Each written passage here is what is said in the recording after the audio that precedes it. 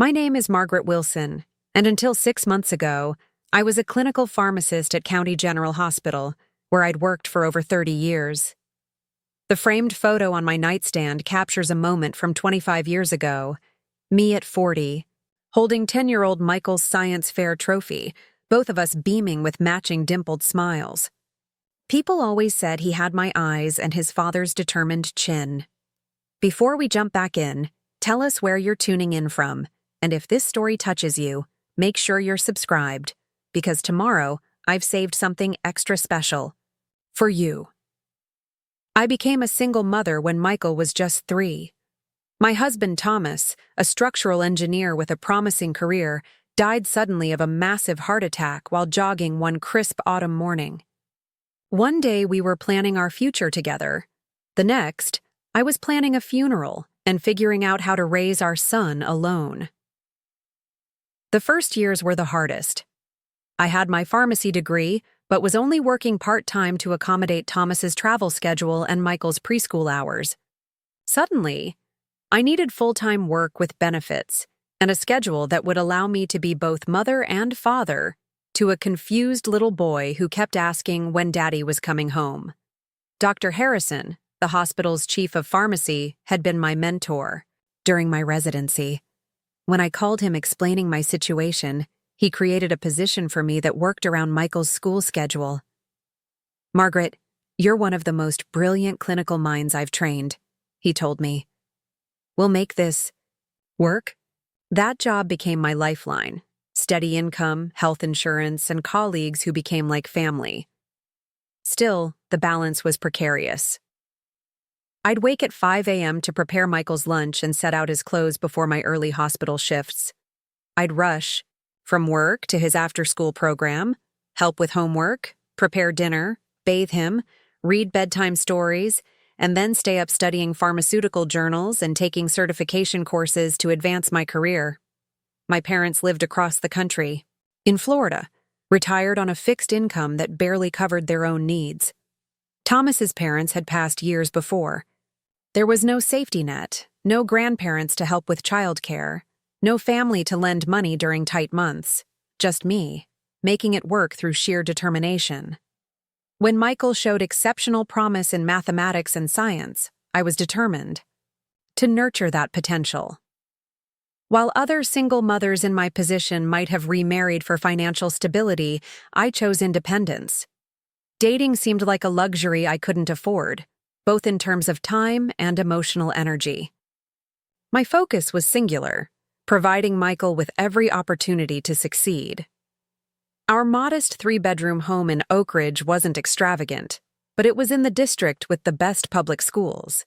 I bought it with the life insurance money from Thomas, stretching those funds as far as they would go for a down payment.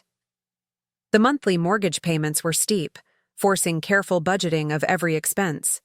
I made sure Michael had what he needed to thrive intellectually: music lessons when he showed, interest in piano, science camps during summers, extensive library visits every weekend. When his computer science teacher recognized his programming talent in high school, I picked up extra hospital shifts to afford a decent computer and coding courses at the community college. "Mom, you don't need to work so hard," 16-year-old Michael once said, noticing the dark circles under my eyes after a 70-hour work week. "Education is the one thing nobody can take from you," I replied, a mantra my own father had repeated throughout my childhood. "These opportunities will open doors for your future." When Michael was accepted to Westlake University with a partial scholarship for computer science, I didn't hesitate to take out a second mortgage on our home to cover the remaining tuition and living expenses. Some colleagues called me foolish. At 50, I should have been maximizing my retirement savings, not taking on more debt.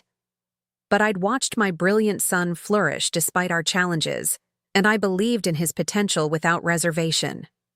"I'll pay you back every cent, Mom," Michael promised at his graduation, the first in our family to earn a degree beyond my bachelor's. "Google has already offered me a starting position. When I make senior developer, you'll never have to worry about money again." For a while, he kept that promise. After landing his first job at a promising tech startup in Silicon Valley, he would send me part of his bonus each year, insisting I use it for something frivolous rather than practical bills. Those checks allowed me my first real vacation in decades, a 2-week tour of Italy I'd dreamed of since pharmacy school, and later, much-needed kitchen renovations for our aging home. When Michael was 29, he met Vanessa during a business trip to Chicago. Beautiful, ambitious, with an MBA from Northwestern, she worked in venture capital and shared his drive for success. Their courtship was whirlwind, engaged within 6 months, married in an elaborate ceremony at her parents' country club within the year. I sold Thomas's vintage watch collection, the only valuable possession he'd left besides the life insurance, to help pay for their wedding. Michael insisted. It wasn't necessary, but I wanted to contribute. Dad would have wanted to give you a proper send-off, I told him, though Thomas's watches had been my emergency fund, my last financial reserve. The first signs of change appeared subtly. Michael's calls became less frequent, his visits home shorter and often canceled last minute due to work emergencies. When they did visit, Vanessa would survey my modest home with barely concealed disapproval, making comments about updating and modernizing spaces that held 30 years of memories. 3 years into their marriage, disaster struck. The tech company where Michael had risen to senior developer collapsed when their primary investor was indicted for fraud. Overnight, his stock options became worthless, and his impressive salary vanished. To make matters worse, they had just closed on a gorgeous colonial-style house in an exclusive suburb of Boston, with a mortgage that had seemed manageable with 2 executive incomes, but became precarious with only Vanessa's salary. "Mom, I hate to ask this," Michael said during a tearful phone call. "But is there any way you could help us keep the house while I find a new position? We've put everything into the down payment, and the market's dropped. If we sell now, we'll lose everything." At 55, I was finally catching up on my retirement savings after decades of prioritizing Michael's education. The second mortgage was paid off, and I had begun planning for my eventual retirement. But the desperation in my son's voice took me back to those early days after Thomas died, when fear of an uncertain future kept me awake at night. "Let me see what I can do," I promised. What Michael didn't know when he made that call was that my position at County General had evolved significantly over the years. From staff pharmacist to clinical specialist, I had eventually become director of pharmacy services, overseeing a department with a multi-million-dollar budget. My salary had more than doubled, and while I'd maintained my modest lifestyle, I had quietly built substantial savings. I had also been investing carefully on the advice of Dr. Harrison, who had become a mentor in financial planning as well as pharmaceuticals. "Margaret," he'd told me, "your mind for medication interactions translates well to understanding market interactions. Trust that analytical instinct." So when Michael called about the mortgage crisis, I had options that my son never suspected. The week after Michael's desperate call about potentially losing his home, I scheduled a meeting with my financial advisor, Gerald Patel, a sharp-minded man who had helped me navigate investments for the past 15 years. "Margaret, you have options," Gerald explained, reviewing my portfolio on his sleek monitor. "But using your retirement funds to directly help Michael would trigger significant penalties and tax implications." I nodded, having suspected as much. "What if I don't give him the money outright? What if I purchase their mortgage from the bank?" Gerald raised an eyebrow, intrigued. "That's unconventional, but potentially brilliant. You'd become the lender, essentially owning the house until they pay it off. It's a secured investment for you and saves them from foreclosure without being a handout." "Could I keep my name off the paperwork?" I asked. "I don't want Michael to know I'm his lender. He needs to believe in his own independence." "We could create a limited liability company to hold the mortgage," Gerald suggested. "Something generic that wouldn't immediately connect to you. It's completely legal, just unusual. 2 weeks later, Woodland Creek Financial Holdings, LLC, named after the street where Michael had grown up, became the holder of my son and daughter-in-law's $875,000 mortgage. Michael never knew that. The investor group that had purchased his troubled loan from New England Savings Bank was actually his mother, sitting in her modest home in Oak Ridge, drinking Earl Grey tea while signing the final documents. "Mom, we got the most incredible news," Michael called, his voice buoyant with relief. "Some investment company bought our mortgage from the bank and is offering better terms. We can actually make the payments with just Vanessa's salary until I land somewhere new." "That's wonderful, sweetheart," I replied, smiling into the phone. Sometimes the universe sends help when you least expect it. For the next 5 years, they made monthly payments to Woodland Creek Financial Holdings without ever suspecting the truth. I had instructed Gerald to set up automatic transfers of their payments directly into my investment account, minus a small management fee his firm collected. The arrangement provided me a steady 4.2% return, better than most secure investments, while giving my son the dignity of feeling he was handling his financial responsibilities. Michael eventually secured a position with a more established tech company, working his way back up the corporate ladder. Their financial situation stabilized, and they even began making occasional extra payments toward the principal. I was pleased by his responsibility, though I noted that as their bank account grew, their visits to me became increasingly infrequent. When I turned 65, County General threw a retirement party celebrating my 35 years of service. The hospital auditorium was packed with colleagues, doctors who had relied on my pharmaceutical expertise, nurses who had called me at all hours for medication consultations, young pharmacists I had mentored. Dr. Harrison, now in his 80s and long retired, made a special appearance to present me with an award for excellence in clinical pharmacy practice. Michael and Vanessa sent an elaborate flower arrangement and a pre-recorded video message, citing an unmissable conference in San Diego as the reason for their absence. I smiled graciously when the video played, but the pain of their empty chairs in the front row, seats I had specifically reserved and marked with their names, cut deeper than I let anyone see. 2 months into retirement, I was diagnosed with atrial fibrillation, an irregular heartbeat that required daily medication and careful monitoring.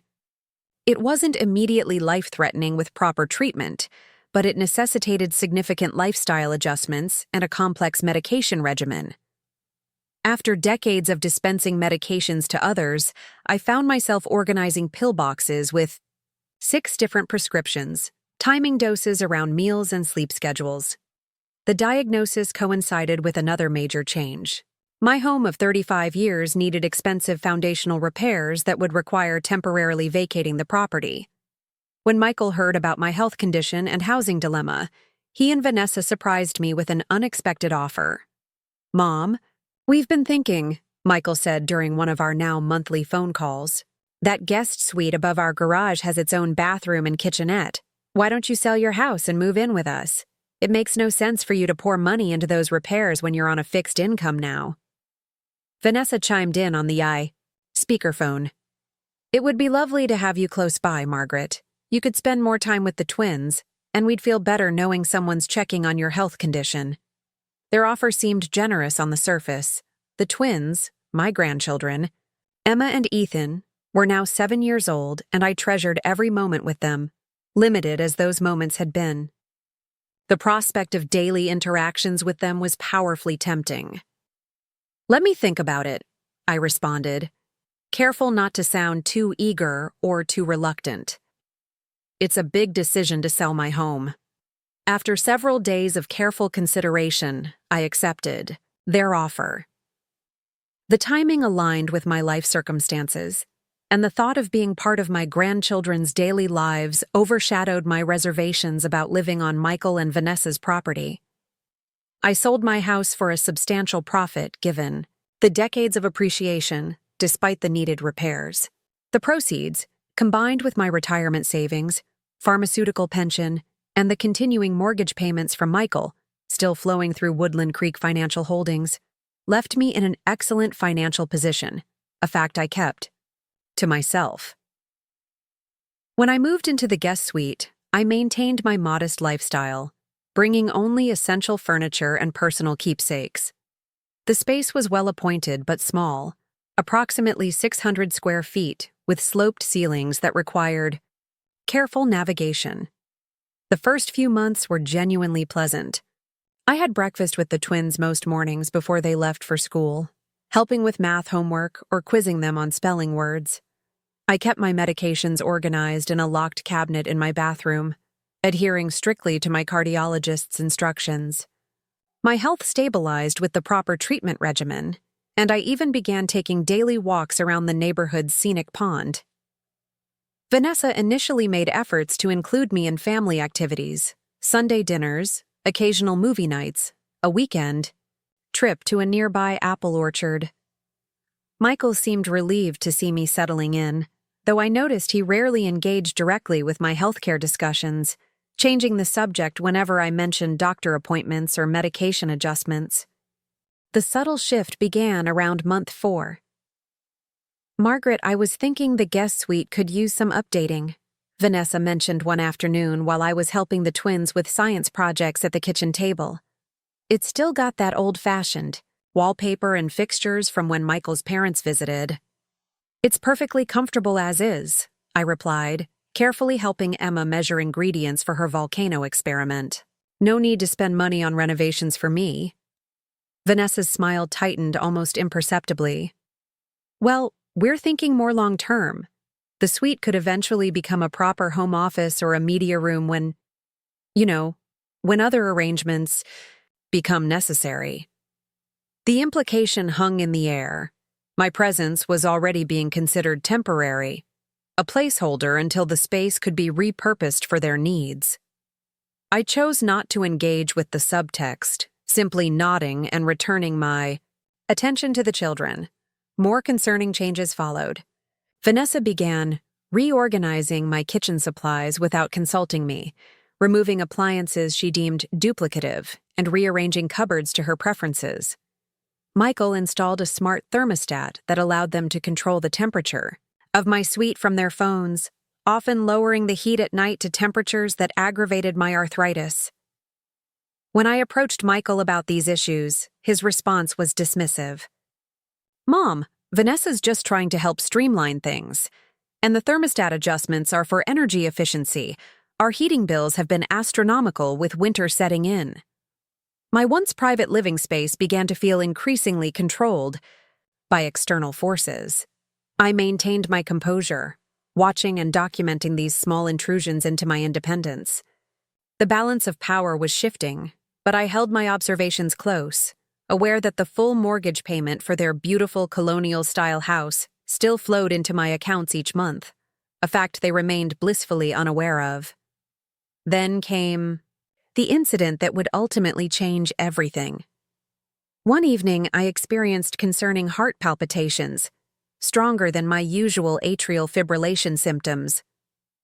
I took an extra dose of medication as prescribed by my cardiologist for breakthrough symptoms, documenting the episode in the health journal I'd kept meticulously since my diagnosis. The next morning, feeling better but cautious, I reached for my medication organizer to take my regular morning doses. To my confusion, the pill compartments had been rearranged. Several medications were missing entirely, and others had been reduced in quantity. I immediately searched my bathroom, thinking, perhaps I had misplaced the original bottles. All were gone from the locked cabinet, which showed signs of being forced open. My heart raced dangerously as I realized what had happened. With as much calm as I could muster, I made my way to the main house, finding Michael and Vanessa having coffee in their gourmet kitchen while the twins finished breakfast before school.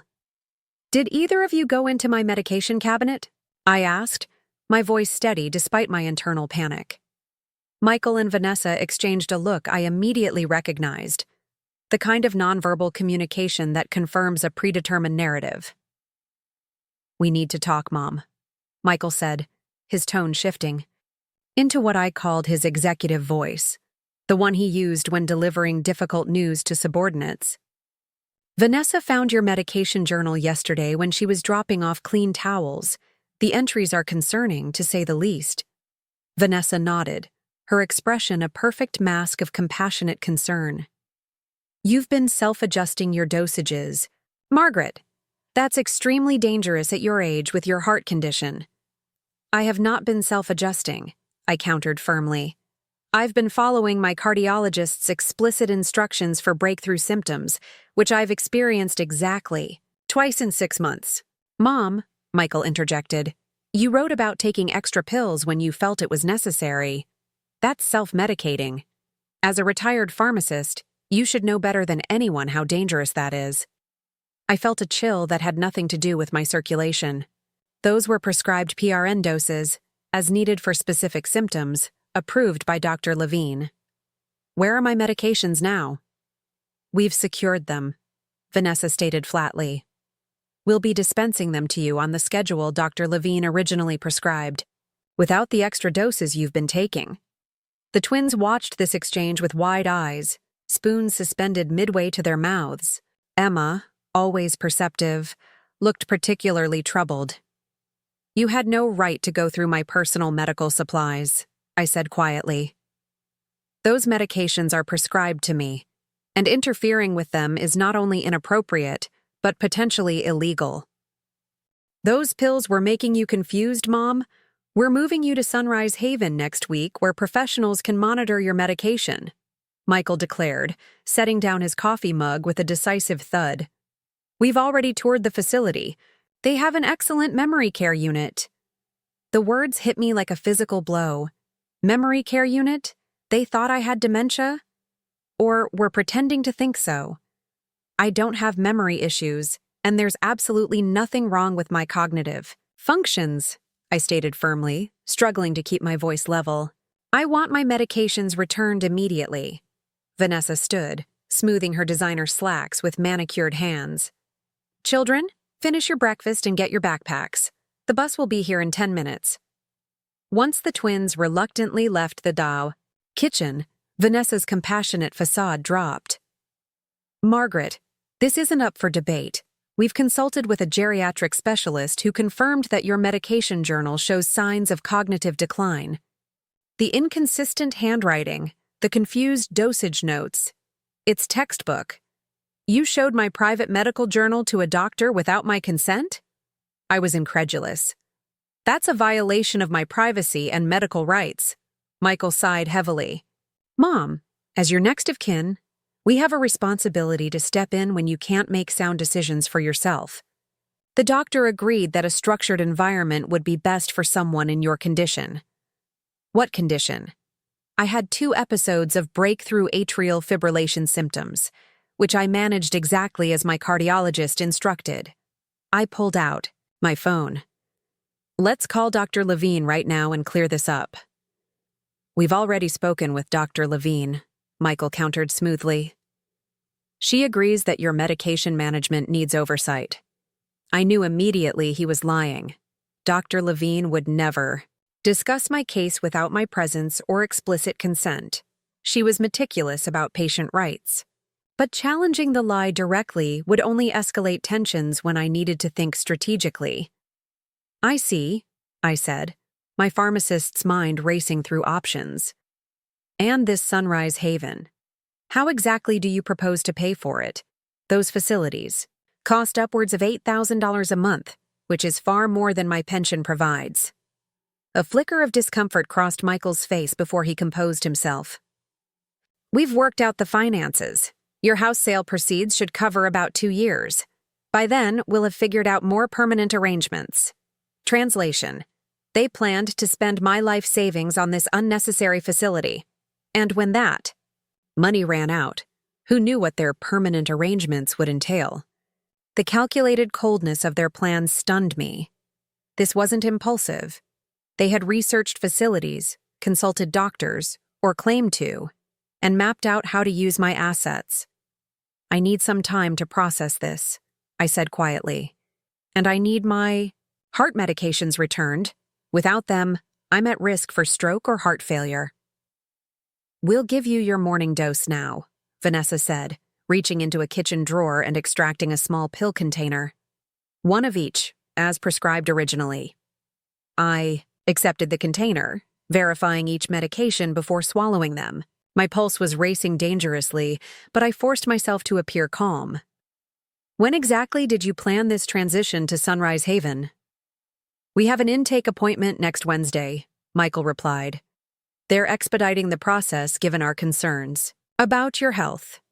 You'll have a private room with a garden view. A garden view.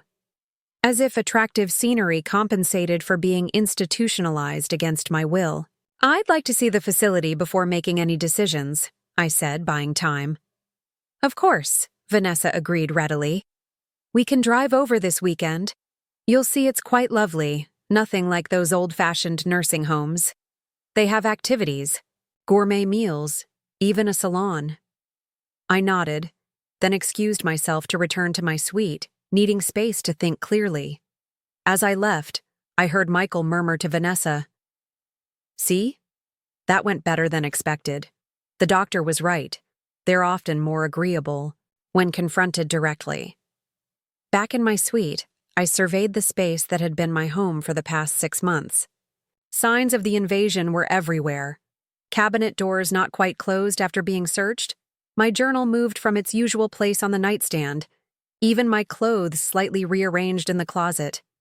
I needed to act quickly but cautiously. First, I called Dr. Levine's office from my cell phone, requesting an urgent appointment. Her receptionist, hearing the strain in my voice, squeezed me in for the following morning.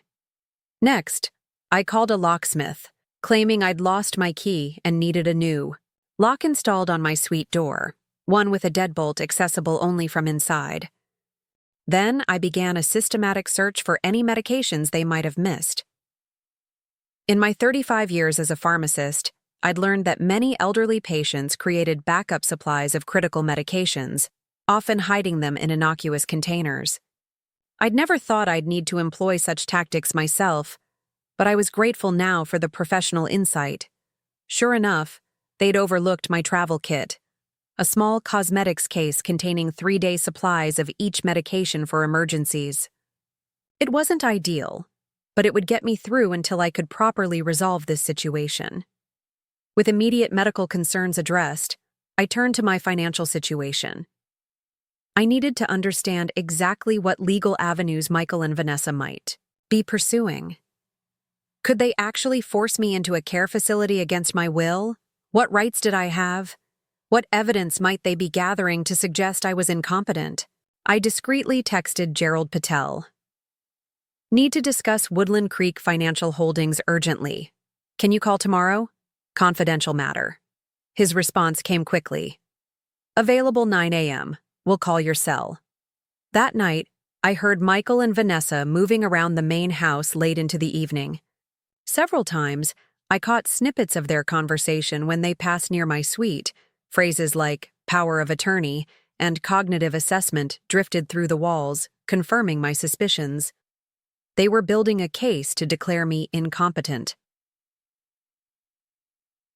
The Starai. Next morning, I dressed with particular care. A tailored pantsuit, modest jewelry, hair neatly styled. Looking competent would matter for the appointment with Dr. Levine. I waited until after Michael left for work and Vanessa drove the twins to their music lessons before calling a rideshare service to take me to the cardiologist's office. Dr. Levine, a no-nonsense woman in her 50s with whom I'd developed a good professional rapport, listened intently as I explained the situation. "Let me be absolutely clear," she said when I finished. "I have not spoken with your son or daughter-in-law about your condition. That would violate HIPAA regulations without your explicit authorization, which you never provided. They claimed you agreed I needed supervision for medication management," I explained. Her expression darkened. "That's categorically false. In fact, based on your last 3 visits, your condition has been stable and well managed. Your cognitive functions show no signs of impairment whatsoever." Would you be willing to document that assessment? I asked. I believe they're building a case to establish guardianship over me. Without hesitation, Dr. Levine turned to her computer. I'm writing a detailed medical statement confirming your capacity to manage your own healthcare decisions and medications. I'm also noting that any claims about my endorsing supervised care are fraudulent. She printed the letter, signed it, and had it notarized by her office manager. Margaret, this is a serious situation. Elder abuse takes many forms, and inappropriate medical interference is one of them. I'm going to refer you to a colleague who specializes in elder law, someone who can advise you on protecting your autonomy. I thanked her, tucking the notarized letter securely in my purse. As I stood to leave, Dr. Levine added, "And I'm adjusting your prescription to include proper emergency doses for breakthrough symptoms, clearly documented on the prescription itself. I'll send it directly to the pharmacy with notes about the eye situation." My next call was with Gerald Patel, conducted from a coffee shop near the medical center rather than returning to the house where my conversation might be overheard. "Margaret, I'm deeply concerned about what you're describing," Gerald said after I explained the situation. "From a financial perspective, you need to protect your assets immediately. If your son obtains guardianship, he could gain control over all your finances, including Woodland Creek Holdings." "What options do I have?" I asked. "Several, but we need to move quickly. First, I recommend transferring your accounts to a revocable trust with specific provisions about incapacity. Second, we should discuss whether it's time to reveal your ownership of their mortgage, which could provide significant leverage." The thought of using the mortgage as leverage made me pause. It had always been my safety net. My private knowledge that if Michael ever truly needed help again, I could forgive the remaining balance. Using it as a weapon against my own son felt wrong, yet I couldn't ignore the calculated way he and Vanessa were attempting to strip me of my autonomy. Let's prepare for that possibility, I decided. But I want to try resolving this without that revelation first. How quickly can we set up the trust? "I can have preliminary documents ready by tomorrow," Gerald assured me. "But you'll need to see an attorney to finalize everything. I'll connect you with Elaine Winters. She specializes in elder law and financial protection." By late afternoon, I had appointments scheduled with both the elder law attorney and a geriatric psychiatrist who could provide an independent assessment of my cognitive capacity. I purchased a small safe with a combination lock to store my important documents and emergency medications. With each step, I felt more prepared but increasingly saddened by the necessity of these precautions against my own family. I returned to the house just before dinner time, unlocking my suite with the new deadbolt key the locksmith had provided. Inside, evidence of another search was immediately apparent. Dresser drawers slightly ajar, books not quite aligned on shelves, even my bedding subtly disturbed. My cell phone rang. Vanessa. "Margaret, where have you been all day? We were worried when we couldn't find you." The concern in her voice sounded genuine, though I now recognized it as performance rather than authentic care. "I had a follow-up appointment with Dr. Levine," I replied truthfully. "My heart has been under some strain recently." "You should have told us. Michael could have driven you. It's not safe for you to be going to medical appointments alone in your condition." "Dr. Levine says my condition is quite stable," I countered mildly. "She's adjusted my prescriptions slightly." A brief silence followed. "Well, next time, please. Let us know. We're responsible for your well-being now." Her tone carried the unmistakable condescension one might use with a child, or someone presumed incompetent. "Of course," I agreed, matching her false pleasantness. "Will you be home for dinner? I thought I might cook for the twins tonight. They've been asking for my chicken pot pie." The offer to cook momentarily disarmed her. "That would be nice. Actually, we'll be home around 6. I spent the next hour preparing the comfort food my grandchildren loved, using the activity to maintain a facade of normalcy while planning my next moves. The twins bounded into the kitchen when they returned, hugging me tightly and chattering about their day. Their genuine affection was a painful contrast to their parents' calculated behavior. Dinner progressed with surface pleasantries, though I noticed Michael and Vanessa exchanging glances whenever I spoke. They were watching for signs of confusion or inappropriate behavior, evidence to build their case. I was careful to remain engaged but reserved, neither providing ammunition nor arousing suspicion by acting unnaturally guarded. After the twins went upstairs to finish homework, Michael broached the subject I'd been expecting. "Mom, we've been looking into getting some formal paperwork in place, just to protect everyone's interests. A power of attorney would let us help manage your medical decisions and finances as needed." I took a slow sip of water, considering my response carefully. That's an important decision that requires proper consideration. I'd want to review any documents with my own attorney before signing. The mention of an attorney visibly startled them. Vanessa recovered first. "Oh, there's no need for additional legal expenses. Michael had the company lawyer draft something simple and straightforward. Even simple legal documents deserve proper review," I maintained, "especially ones that affect my fundamental rights." Michael's expression hardened slightly. "Mom, we're trying to help you. These legal safeguards are for your protection." "I appreciate your concern," I said, standing to clear my dessert plate. "But I'll need time to consider the implications. After all, as you've both reminded me, I worked my entire career making careful decisions about medications that could harm people if mishandled. I apply the same caution to legal matters." As I rinsed my plate at the sink, I heard Vanessa whisper to Michael, "This is exactly what Dr. Mercer warned us about. Resistance and rationalization. We may need to move up the Sunrise Haven timeline." In that moment, standing in the kitchen where I had prepared countless meals for my family, I realized the full extent of their betrayal. They weren't just concerned relatives making misguided decisions. They were actively conspiring to have me declared incompetent and institutionalized, all while planning to use my life savings to fund it. I dried my hands slowly on a kitchen towel, my mind calculating options and timing. The confrontation was coming, sooner rather than later. The only question was whether I would be the one to initiate it, or if they would force my hand with their accelerated timeline. Either way, Woodland Creek Financial Holdings and the mortgage it held on their beautiful colonial home was about to become much more than my silent insurance policy. The next morning, I woke before dawn, my mind clear despite a fitful night's sleep.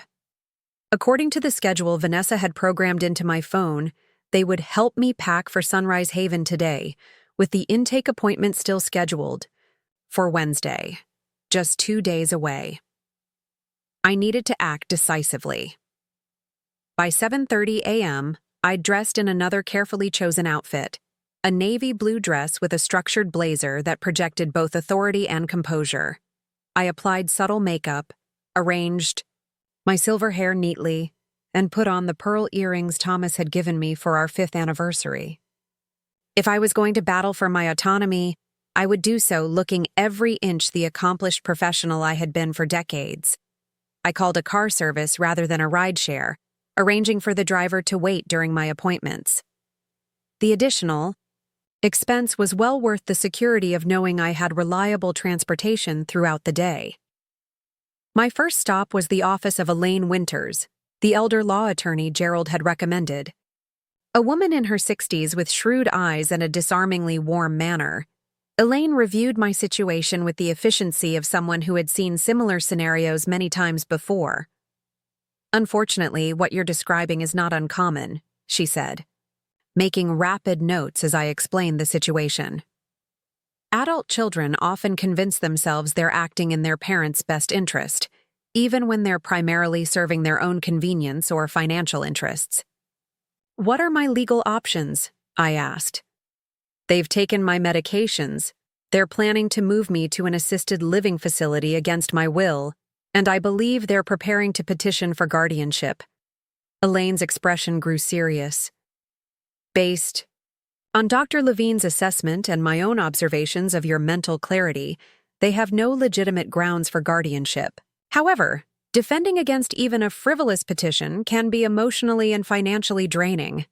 I'm prepared for that if necessary, I assured her. The most immediate concern is preventing them from removing you from your residence against your will, Elaine continued. I'm drafting a cease and desist letter specifying that any attempt to relocate you without your explicit consent will be treated as elder abuse and reported to authorities. She typed rapidly, then looked up with a slight smile. Now, regarding Woodland Creek Financial Holdings, that provides a rather extraordinary layer of leverage. As the holder of their mortgage, you have significant financial power that they're completely unaware of. I never intended to use that knowledge against Michael, I admitted. It was meant to be a safety net, not a weapon. Think of it more as a shield than a weapon, Elaine suggested. You're not threatening to harm them. You're protecting yourself using resources legitimately at your disposal. By the end of our 2-hour meeting, Elaine had prepared a comprehensive legal strategy, immediate revocation of any healthcare proxy or power of attorney Michael might claim. A new estate plan explicitly excluding Michael and Vanessa from any decision-making authority. Medical directives designating my longtime friend and former colleague Dr. Harrison as my healthcare proxy.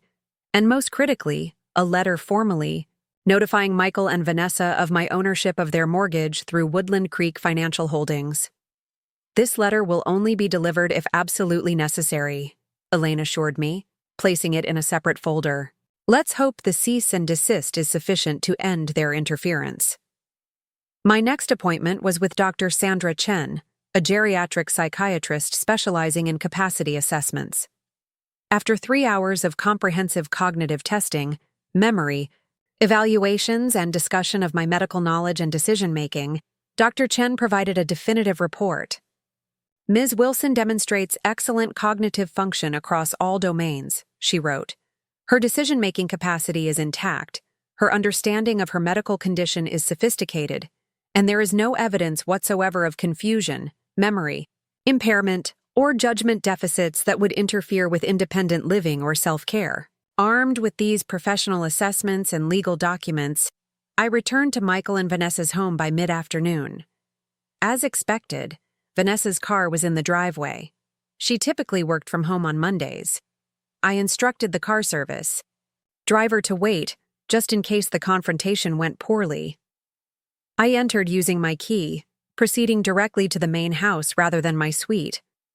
Vanessa was in the kitchen, laptop open on the island, phone pressed to her ear. She looked up in surprise, quickly ending her call when she saw me. "Margaret, where have you been? We've been calling you all morning." Her voice carried forced cheerfulness overlaying obvious tension. "I had appointments," I replied simply, placing my purse on the counter and removing the folder containing Elaine's cease and desist letter. "I understand you and Michael have plans to move me to Sunrise Haven on Wednesday." Vanessa's smile tightened. "Yes, we think it's the best solution for everyone. You'll have proper care, and we won't have to worry about you being alone when we're not home." "I won't be going to Sunrise Haven," I stated firmly, sliding the folder toward her.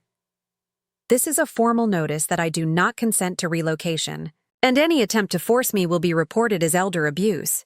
Vanessa's facade cracked, her expression shifting from false concern to cold anger. "This is exactly why we need to get you proper care, Margaret. These paranoid delusions about us trying to harm you. It's textbook dementia behavior.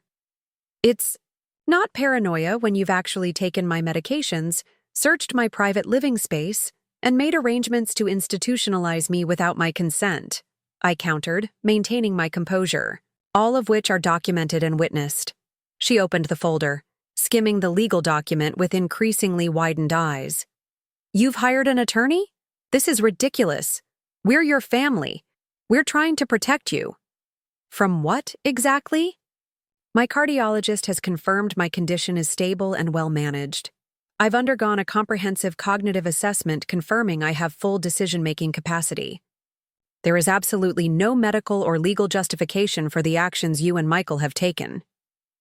Vanessa's phone buzzed, a text message from Michael based on her quick glance. "Michael's coming home," she said, her tone shifting to something almost threatening. "We need to discuss this as a family." "Excellent," I replied calmly. "I prefer to have this conversation with both of you present." The 30 minutes we waited for Michael were filled with tense silence. Vanessa made several attempts to call him, presumably to strategize before the confrontation, but he didn't answer. I sat quietly at the kitchen table, reviewing my documents and maintaining a deliberately calm demeanor. When Michael finally rushed through the door, his tie loosened and expression harried. He looked first to Vanessa, then to me. "Mom," he began, adopting a placating tone, "Vanessa tells me you're upset about Sunrise Haven. I understand change is frightening, but we're only thinking of your well-being." "That's not true, Michael," I replied evenly. "If you were genuinely concerned about my well-being, you would have consulted my doctor, not falsely claimed you had. You would have discussed options with me, not made unilateral decisions. You would have respected my medical autonomy, not confiscated prescription medications I legally possess." Michael's expression hardened. "We did what was necessary. You've been showing clear signs of decline, forgetting conversations, becoming paranoid, mismanaging your medications. As your son, I have a responsibility to ensure you're safe. I haven't forgotten any conversations. I've expressed legitimate concerns about boundary violations, not paranoia. And I've managed my medications exactly as prescribed by my cardiologist, who, incidentally, has provided a detailed statement confirming both my medical stability and cognitive clarity." I removed Dr. Levine's letter from my folder and placed it on the table, followed by Dr. Chen's psychiatric assessment. "I've taken the precaution of having a complete cognitive evaluation performed by an independent specialist. The results are definitive. I am fully competent to manage my own affairs and medical decisions." Michael barely glanced at the documents. "These assessments can be manipulated. Dementia patients often have lucid periods where they can present as completely normal." "That's a convenient dismissal of professional medical opinions that contradict your narrative," I observed. "One might almost think you're invested in having me declared incompetent regardless of the evidence," Vanessa interjected, her voice sharp. "This is absurd. We've spent weeks researching memory care options, arranging for a placement at one of the most exclusive facilities in the state. And this is the thanks we get? Accusations and legal threats?" "I never asked for any of that," I pointed out. "In fact, I've explicitly stated I don't consent to placement in any facility.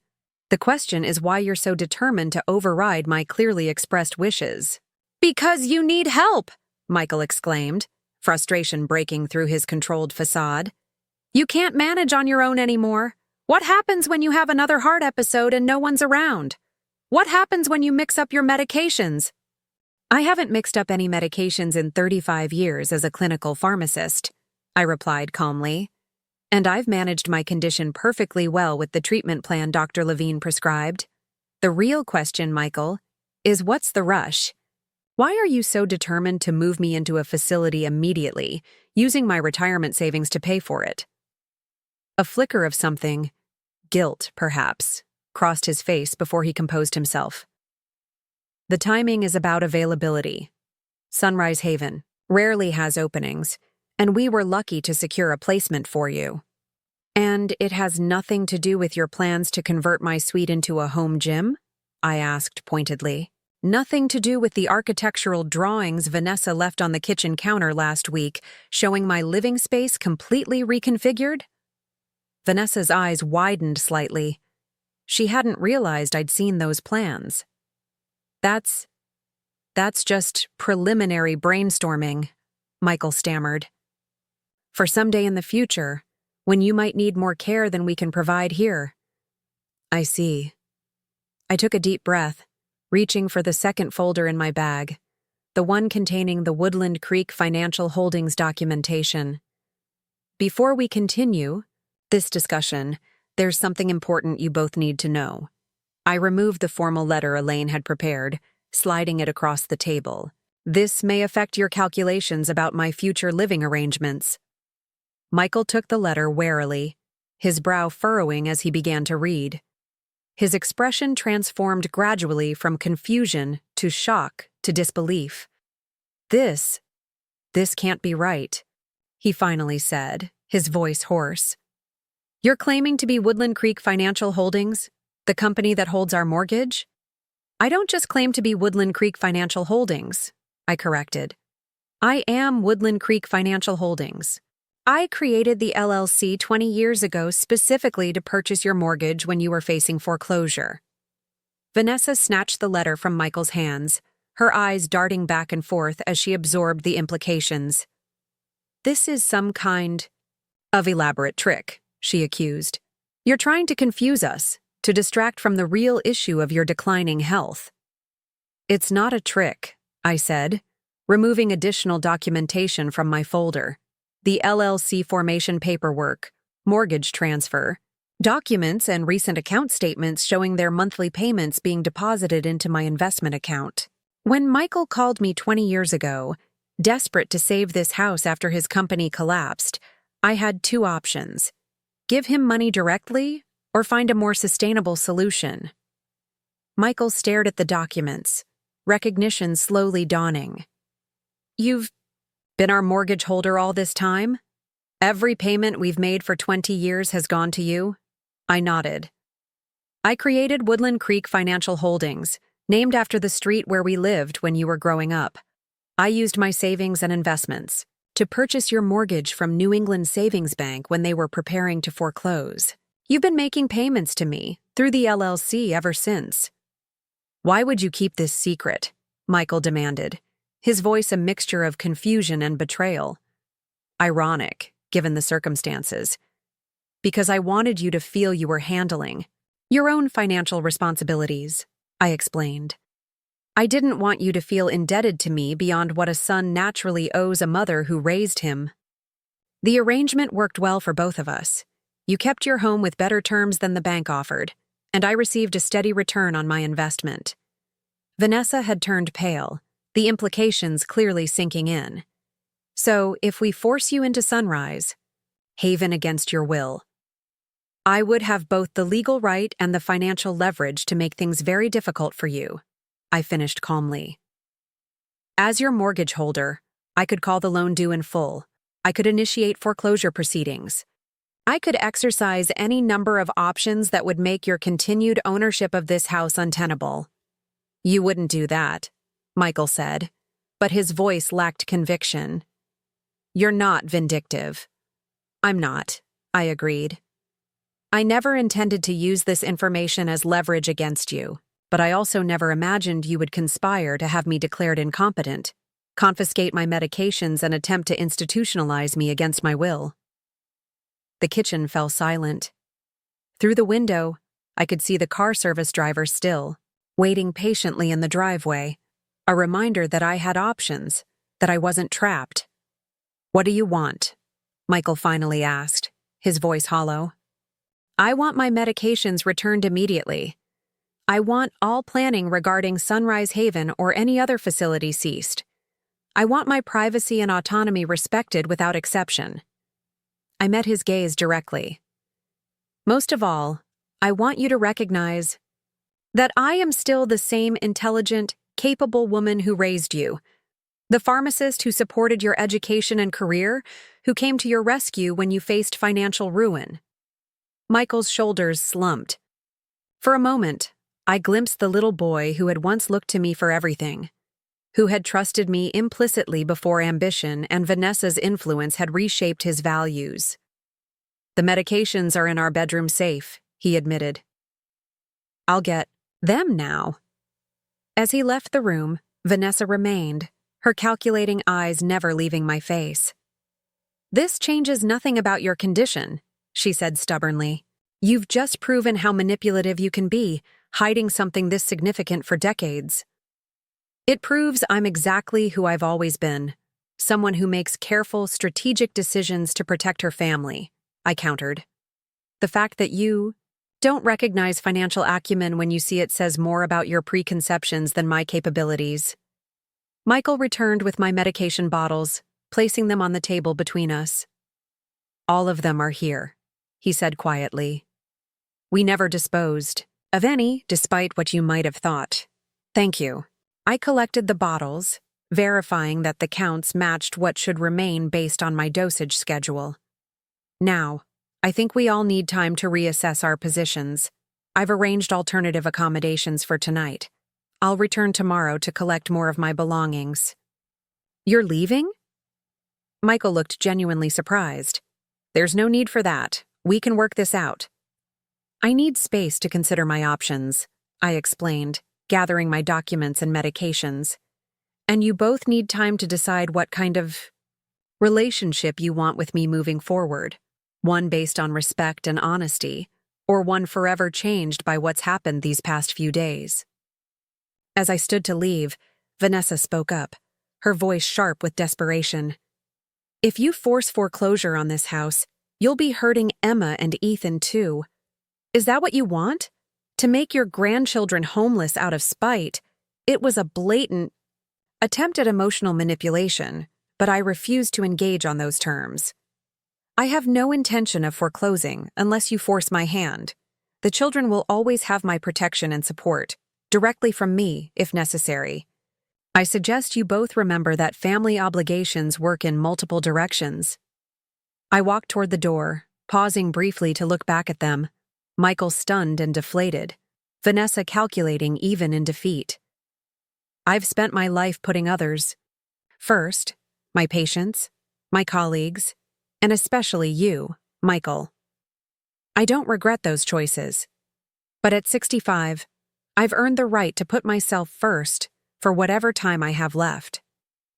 I suggest you both adjust your expectations accordingly.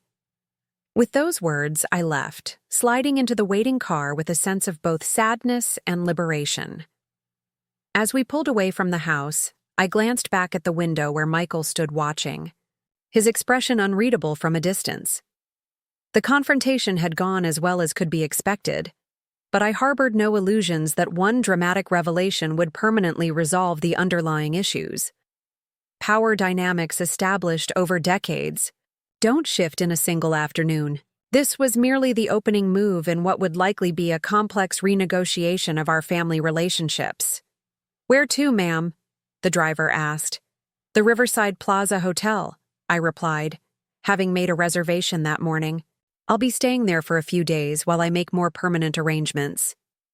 As we pulled onto the main road, I felt a curious mixture of grief and determination. The son I had sacrificed everything for had been willing to sacrifice my autonomy for his convenience. That knowledge would always pain me.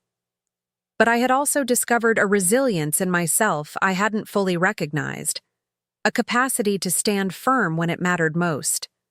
More importantly, I had options and leverage that Michael and Vanessa had never suspected. My careful planning years ago had created a safety net that was now proving its worth in ways I could never have anticipated. I opened my purse, removing the small orange prescription bottles, and took my afternoon medications with water from the car's courtesy supply. My heartbeat felt steady, my mind clear. Whatever came next, I would face it with the same methodical approach that had guided my professional life, assessing options, calculating risks, and making decisions based on evidence rather than emotion. The Riverside Plaza Hotel suite felt like a sanctuary after the emotional turbulence of the confrontation. Floor-to-ceiling windows offered panoramic views of the city skyline and the winding river below, a vista far more expansive than the limited view from my guest suite above Michael and Vanessa's garage. I ordered room service that evening, a luxury I rarely permitted myself despite my comfortable financial situation. As I ate a perfectly prepared salmon dinner at the suite's elegant dining table, I realized how accustomed I'd become to constraining my choices, to living within boundaries set by others' expectations. Even after retirement, I had maintained the frugal habits developed during those early years of raising Michael alone, as if extravagance might somehow undermine the virtues I'd worked so hard to instill in him. How ironic that his lifestyle now embraced precisely the kind of indulgence I had carefully avoided.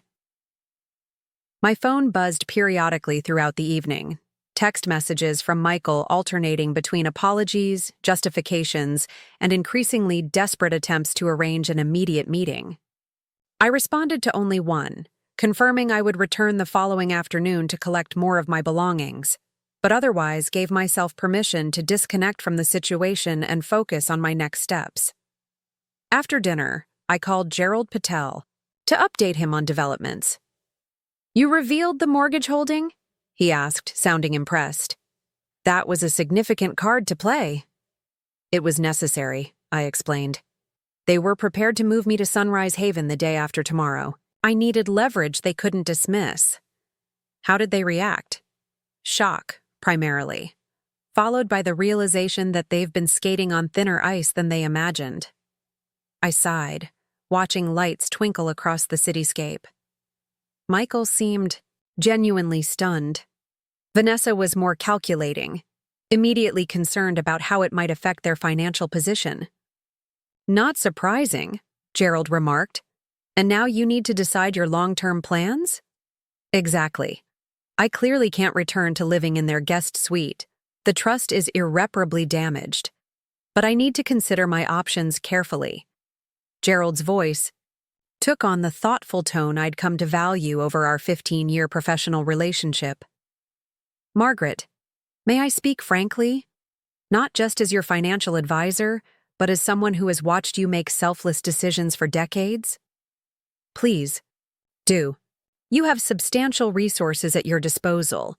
Your retirement savings, the proceeds from your house sale, ongoing income from the mortgage payments, and your pharmacy pension. You've spent your entire adult life in service to others. Your patients, your son, even your daughter-in-law and grandchildren. Perhaps it's time to consider what you want for yourself, independent of family obligations." His words resonated deeply, articulating the vague thoughts that had been forming in my mind since the confrontation. "That's precisely what I've been contemplating," I admitted. "But it's a significant psychological adjustment after so many years of defining myself through caretaking roles." "Start with the practical," Gerald suggested. "Where would you choose to live if family proximity wasn't the primary consideration? What environment would support your health and interests?" That question lingered with me after we ended the call. Where would I choose to live? What did I actually want? Not for Michael or the twins, but for myself. I spent the next morning researching options, making lists, and systematically evaluating possibilities. By early afternoon, when it was time to return to Michael and Vanessa's house, I had the beginnings of a plan, one centered on my needs rather than others' expectations. I arrived at their colonial-style home to find both Michael and Vanessa waiting anxiously. The atmosphere was markedly different from the previous day, tense but without the aggressive certainty they had previously displayed. "Mom," Michael began immediately, "we need to talk about what happened, about everything. I'm here to collect more of my belongings," I replied calmly. "We can talk afterward." Vanessa hovered nervously. "We've been thinking about what you said, about respecting your autonomy. We realize we approached things inappropriately." I merely nodded, proceeding to my suite above the garage. Everything remained exactly as I had left it, though I noticed they'd installed a new lock on my medication cabinet, a superficial gesture of respect for boundaries that came far too late. As I packed essential items into 2 suitcases, Michael appeared in the doorway, watching me with an expression I couldn't quite interpret. "You don't have to leave," he said quietly. "We can start over, establish better boundaries." I continued folding a sweater, considering my response carefully. "The foundation of trust has been broken, Michael. You and Vanessa conspired to have me declared incompetent and institutionalized. You confiscated my legally prescribed medications. You made unilateral decisions about my living situation while planning to use my savings to fund it. Those actions can't simply be undone with an apology. We thought we were helping you, he insisted, though his voice lacked conviction. No, I corrected gently. You thought you were helping yourselves to a more convenient arrangement. My well-being was secondary to your desire for the space I occupied and relief from what you perceived as the burden of my presence. He flinched at the accuracy of my assessment. What about the twins? They'll be devastated if you disappear from their lives. It was a fair point, one I had considered extensively. I have no intention of abandoning my relationship with Emma and Ethan. But that relationship will need to exist independent of my relationship with you and Vanessa. I won't be used as an unpaid childcare provider or convenient grandparent on demand, while simultaneously being treated as incompetent in all other respects. Michael looked genuinely pained. Is this punishment for what we did? I stopped packing, turning to face him directly. This isn't punishment, Michael. It's consequence. It's reality adjustment. For decades, our relationship has been defined by my sacrifices and your expectations. That dynamic worked when you were a child who needed nurturing, but it's become fundamentally unhealthy in our adult relationship. So what happens now? He asked, sounding lost. With us? With the mortgage? The mortgage will continue as it has been, I assured him. I have no intention of calling in the loan or initiating foreclosure, unless you force my hand through further attempts to control me or my assets. Your monthly payments will continue to go to Woodland Creek Financial Holdings, as they always have. His relief was palpable, though he tried to hide it. And us? Our relationship?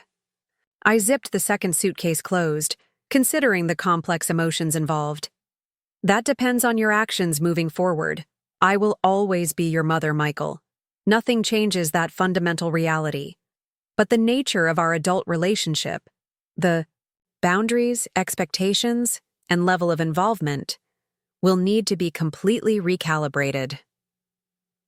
When I'd finished packing essentials, we moved to the main house where Vanessa waited in the kitchen, tension evident in her rigid posture. The twins were still at school, a deliberate choice on my part to have this conversation without them present. I've made some decisions I want to share with you both, I began, taking a seat at the kitchen island. I've rented a condominium in Riverside Towers downtown, a 2-bedroom unit with security, accessibility features, and proximity to cultural amenities I enjoy. I'm signing a 6-month lease tomorrow, which gives me time to evaluate whether it's the right long-term solution for me. Vanessa nodded stiffly. That sounds appropriate. Additionally, I continued, I've established clear legal protections for my autonomy. Elaine Winters is now my official attorney for all matters related to my healthcare decisions, finances, and estate planning. Any future discussions regarding my care or living arrangements will be conducted through her if they cannot be resolved directly with me in a respectful manner. Michael winced at the formality, but didn't object. Regarding the twins, I went on, I'd like to maintain regular contact with them. I propose scheduled visits where I either take them for activities or have them visit my new home. Whatever arrangements we make should be consistent and honored, not canceled at the last minute or manipulated as leverage in our relationship. Of course, Michael agreed quickly. They adore you. We would never use them. You've already attempted to use them as emotional leverage, I reminded him, referencing Vanessa's comment about making them homeless. Let's be honest about past behaviors while committing to better ones moving forward. The blunt assessment silenced him momentarily. There's one more matter to address, I said, removing a folder from my bag. I've been in communication with Dr. Levine about establishing a proper medication management system, one that respects my autonomy while providing appropriate safeguards for my health condition. I placed the folder on the counter. These are detailed instructions about my medication regimen, emergency protocols, and contact information for my healthcare providers. I'm sharing this information not because I need your oversight, but because Transparency serves everyone's interests in case of a genuine emergency. Vanessa reached for the folder tentatively. We really were concerned about your health, Margaret. Perhaps we went about it wrong, but if you were genuinely concerned, I interrupted gently, you would have approached me directly, consulted my actual physicians, and respected my agency in the decision-making process. Instead, you constructed a narrative of my incompetence to justify decisions that primarily served your convenience. My directness clearly made them uncomfortable, but I continued without apology. I don't say this to perpetuate conflict, but to establish clarity. Moving forward, I expect my medical decisions to remain exclusively mine, unless I am genuinely incapacitated, as determined by medical professionals, not family members with conflicts of interest. An uncomfortable silence settled over the kitchen. Through the window, I could see the school bus approaching. The twins would be home within minutes. I'd like to explain my situation to Emma and Ethan myself, I said. In age-appropriate terms, of course. They deserve some understanding of why their grandmother is moving out rather than simply disappearing from their daily lives. Michael nodded, relief evident in his expression. That would be helpful. They've been asking questions already. When the twins burst through the door minutes later, their excitement at finding me in the kitchen was palpable. Emma threw her arms around my waist while Ethan bombarded me with questions about where I'd been the previous night. I have some news to share with you both, I said gently, leading them to the living room sofa while Michael and Vanessa remained in the kitchen giving us space. I'm going to be moving into my own apartment downtown. But why? Emma asked immediately, her perceptive eyes searching my face. Don't you like living with us anymore? I love being close to you, I assured her. But Grandma needs her own space now. A place where I can organize things my way and have friends visit whenever I want. Like a sleepover? Ethan asked, always focused on the concrete details. Exactly. Like that, I smiled. And you'll both be welcome to visit. We can have our own sleepover sometimes. Can we come see your new place this weekend? Emma asked eagerly. Once I'm settled in, absolutely. I glanced toward the kitchen, where Michael and Vanessa were pretending not to listen. We'll arrange regular visits so we can continue our science experiments and baking projects. The conversation continued with questions about my new home, promises of visits, and reassurances that this change didn't diminish my love for them. When they finally ran upstairs to start homework, I returned to the kitchen for final words with Michael and Vanessa. I'll have the remainder of my belongings moved on Friday, I informed them. I've hired a service, so you needn't concern yourselves with helping. Mom, Michael said haltingly, I know we've handled this badly, but I hope eventually you can forgive us. We really did think we were doing what was best. I considered his words carefully, weighing the complex emotions involved. My love for the child I had raised, my hurt at his betrayal, my hope for eventual reconciliation. Forgiveness may come with time, I acknowledged, but trust will need to be rebuilt through consistent actions, not just apologies or good intentions. As I prepared to leave, Vanessa approached with uncharacteristic hesitation. The twins' spring concert is next month. They'd be disappointed if you weren't there. It was a small olive branch, awkwardly extended but genuine nonetheless. I'll be there, I promised. Text me the details. The car service I'd arranged was waiting in the driveway. As I loaded my suitcases into the trunk, I glanced back at the raw house, the imposing colonial that had nearly become a trap rather than a family home.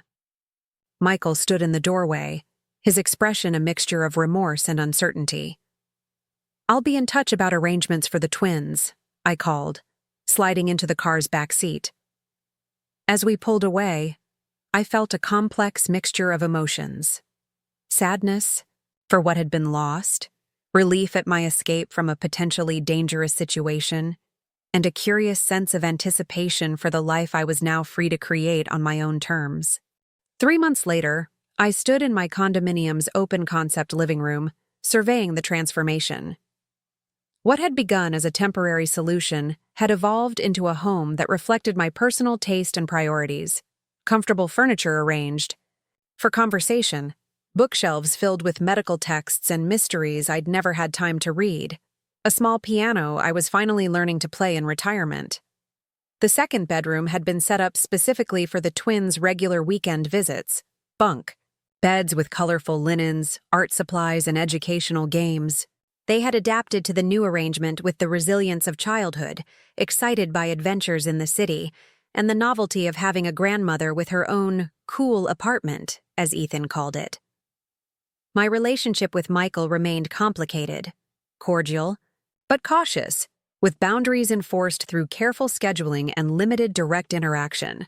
Vanessa and I had reached a détente of sorts, largely conducted through polite text messages regarding the children's activities and needs. The doorbell rang, right on schedule. Today was a milestone of sorts, the twins' first overnight stay, without Michael or Vanessa present. We had planned a full itinerary, the children's museum, lunch at their favorite pasta restaurant, cookie baking, and a movie night with the fort building supplies I'd purchased specifically for this occasion.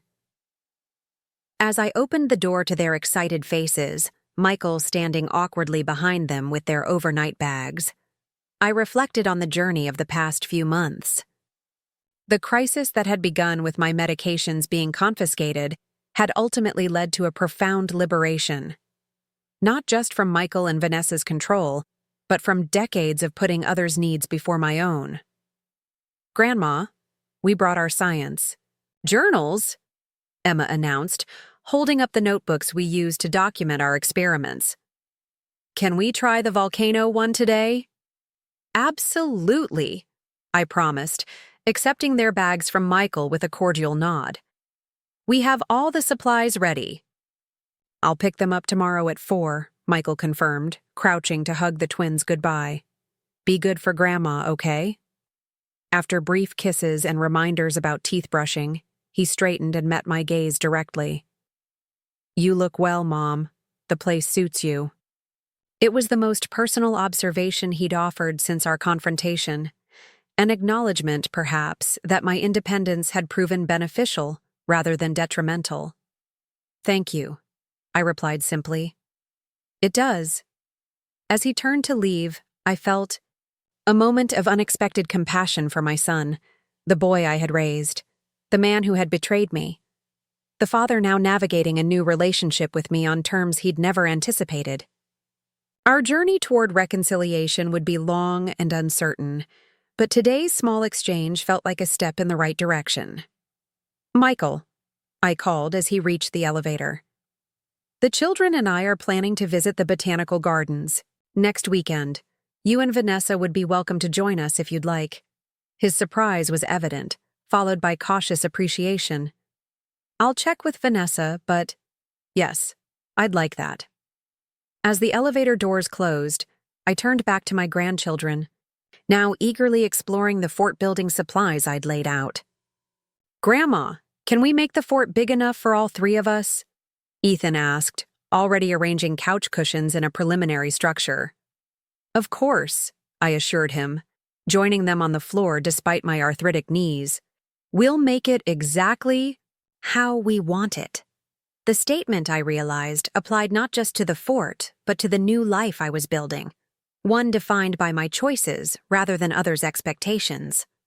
The mortgage I still held on Michael and Vanessa's house remained a silent reminder of our complicated power dynamic, but it had become less central to my sense of security. My worth wasn't defined by what I owned or controlled, but by the authenticity with which I now lived. Later that evening, snuggled with the twins in our completed blanket fort, reading stories by flashlight as they gradually drifted toward sleep, I felt a contentment that had nothing to do with financial leverage or family obligation. This moment, chosen freely, enjoyed fully, was the real treasure I had claimed for myself. Michael and Vanessa had thrown away my medications, believing they could dispose of my autonomy just as easily. Instead, they had inadvertently catalyzed my liberation, a transformation from compliant mother to independent woman fully occupying her own life. The mortgage revelation had been necessary leverage in that moment of crisis, but the true power had come from within, from my willingness to finally claim the life I deserved after decades of putting everyone else first. Emma stirred beside me, her drowsy voice barely audible. "Grandma, are you happy in your new home?" I smoothed her hair gently, considering the question with the honesty it deserved. "Yes, sweetheart. Very happy." "Good," she murmured, drifting back toward sleep. "You deserve to be happy." Out of the mouths of babes, I thought, smiling in the semi-darkness. Indeed, I did. And at 65, I had finally given myself permission to prioritize that happiness, a prescription more valuable than any medication, and one that no one could ever take away from me again. 6 months after moving into my downtown condominium, I celebrated my 66th birthday with a small gathering that would have been unimaginable just a year earlier. My living room hosted an eclectic mix of guests, former colleagues from County General Hospital, new friends from my twice-weekly watercolor class, my financial advisor Gerald and attorney Elaine, and even Dr. Harrison, now 87 but still sharp-minded. And delightfully opinionated. Most notably, Michael, Vanessa, and the twins were also present, our relationship having evolved into something I could only describe as cautiously cordial. The tensions weren't completely resolved, but we had established a framework of mutual respect that made family gatherings possible, if occasionally strained. To Margaret, Dr. Harrison raised his champagne flute, commanding the room's attention, with the natural authority he'd wielded throughout his medical career, who proved that life's most significant transformations can begin at any age. Your pharmacy department misses your expertise, but your friends celebrate your liberation. Glasses clinked as Emma tugged at my sleeve. "Grandma, can we give you our present now?" she whispered loudly, impatient with adult ceremonial timing. "Of course, sweetheart," I smiled, accepting a somewhat lopsided package wrapped in paper clearly decorated by the twins themselves. Inside was a handmade scrapbook, Grandma's New Adventures, embossed on the cover in Emma's careful handwriting. The pages chronicled our activities over the past 6 months, museum visits, cooking projects, the container garden we'd planted on my balcony, even snapshots from the botanical garden outing where Michael and Vanessa had joined us in an awkward but meaningful attempt at family reconciliation. "We have lots more pages to fill," Ethan explained seriously. "It's for all your adventures forever." The thoughtfulness of their gift moved me deeply. These children, despite the complications of adult relationships swirling around them, had intuitively understood something essential, that my life was expanding rather than contracting, beginning rather than concluding.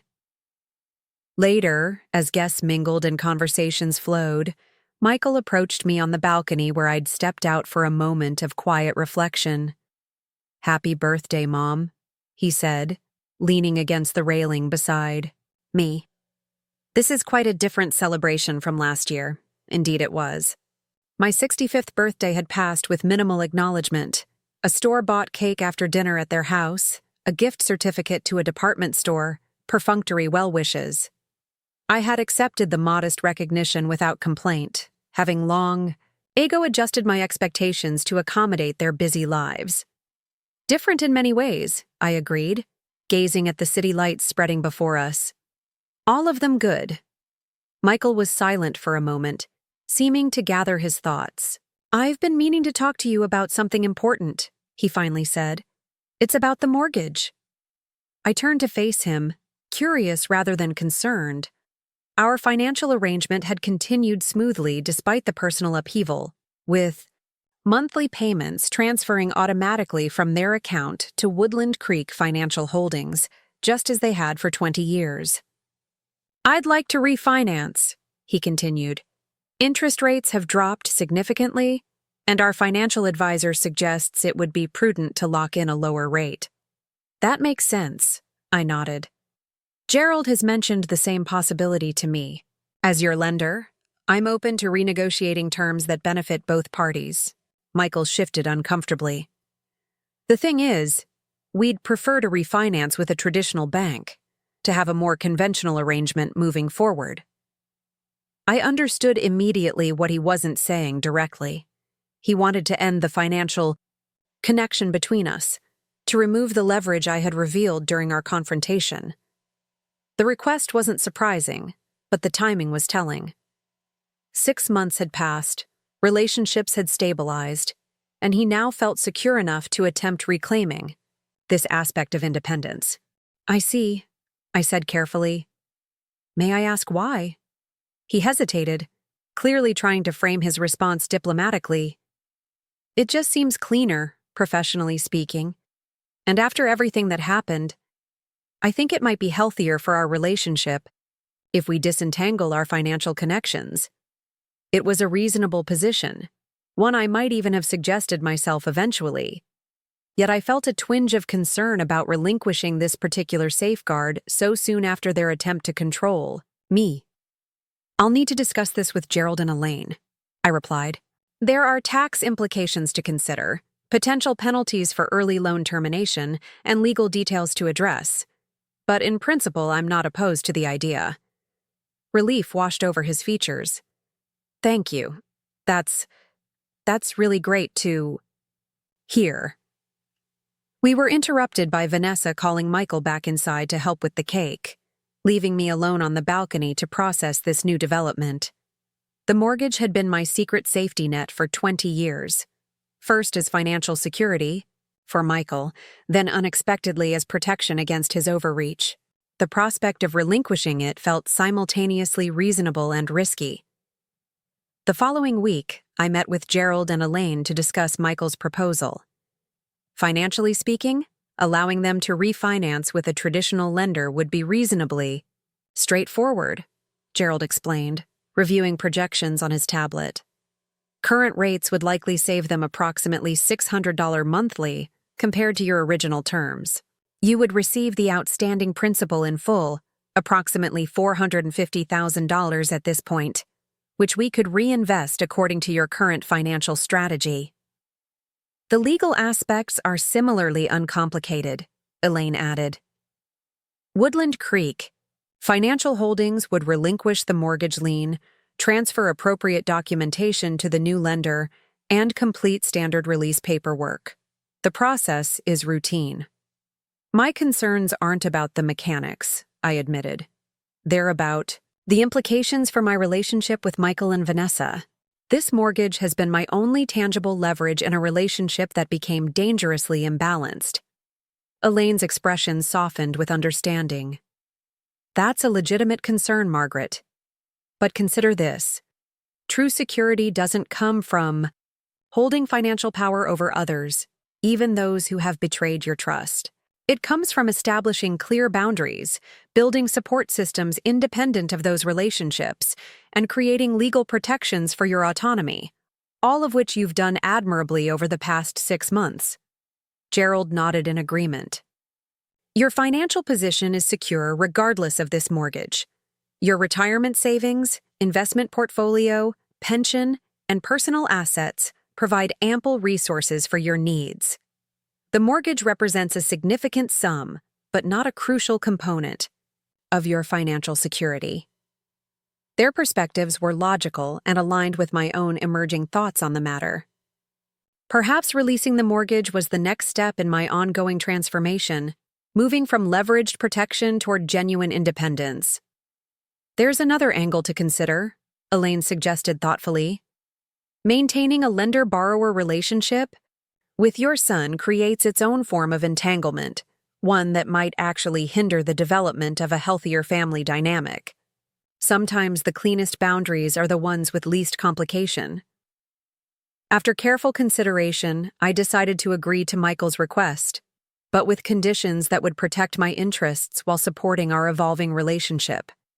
I invited Michael and Vanessa to meet me at Elaine's office to discuss the arrangements formally.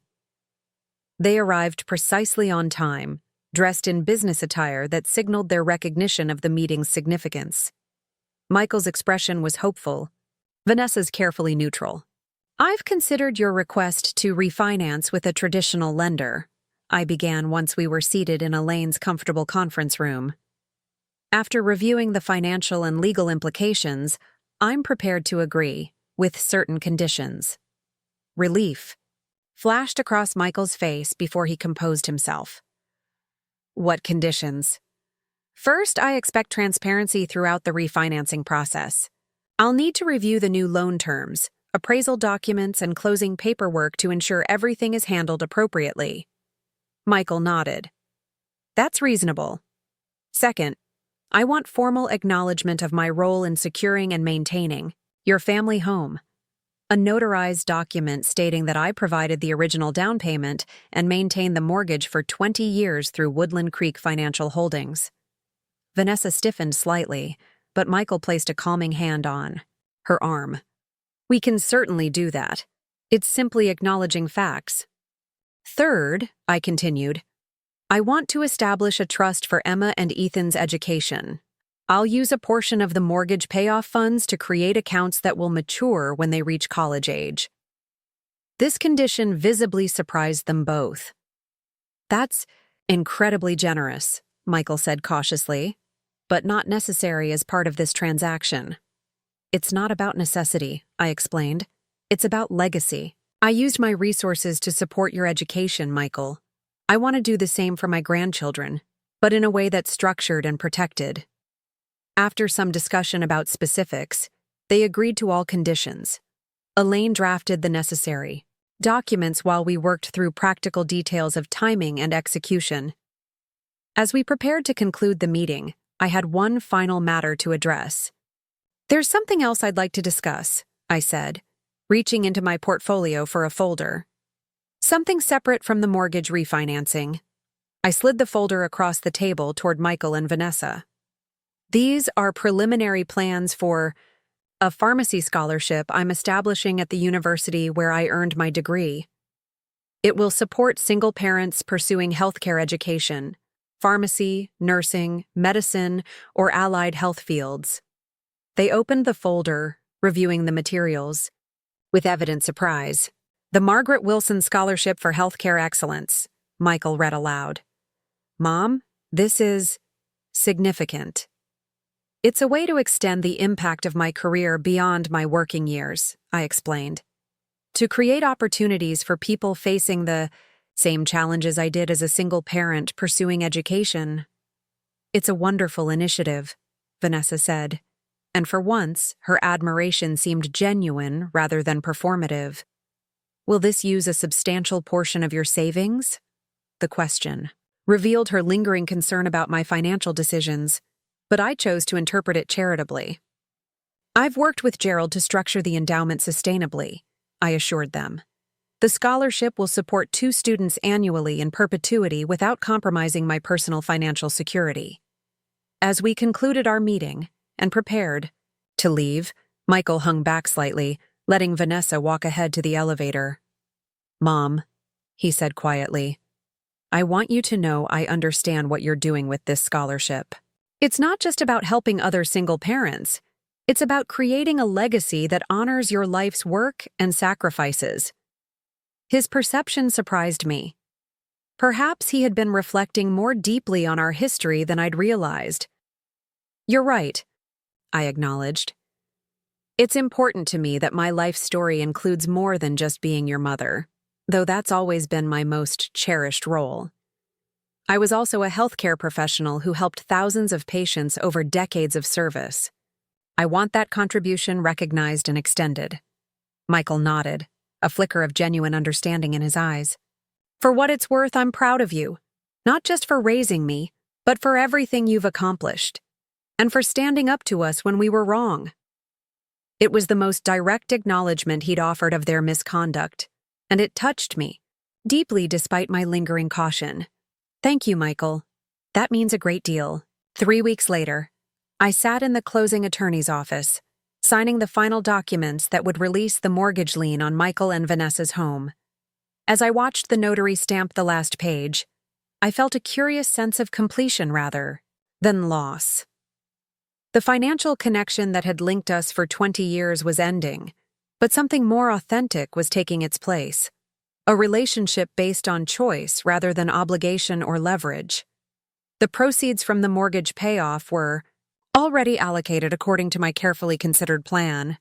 A significant portion to Emma and Ethan's educational trusts, a substantial contribution to launch the scholarship endowment, and the remainder added to my investment portfolio. That evening, I met Dr. Harrison for dinner at an elegant restaurant, overlooking the river, a standing monthly engagement we had established since my move downtown. "So it's done?" he asked as we settled at our table. "The mortgage is transferred?" "Completely finalized," I confirmed. "Michael and Vanessa now have a conventional mortgage with Meridian Bank, and I have a rather substantial deposit in my investment account. And how do you feel about that?" His keen eyes studied me over his reading glasses, the same evaluative gaze he'd used when mentoring young pharmacists throughout his career. I considered the question thoughtfully. "Lighter," I finally said, as if I've set down a burden I didn't realize I was carrying. For 20 years, that mortgage represented my backup plan, my silent insurance policy. But it also tied me to Michael and Vanessa in ways that weren't entirely healthy. Dr. Harrison nodded, understanding immediately. The power to foreclose gave you security, but it also kept you emotionally invested in their financial decisions, their property, their choices.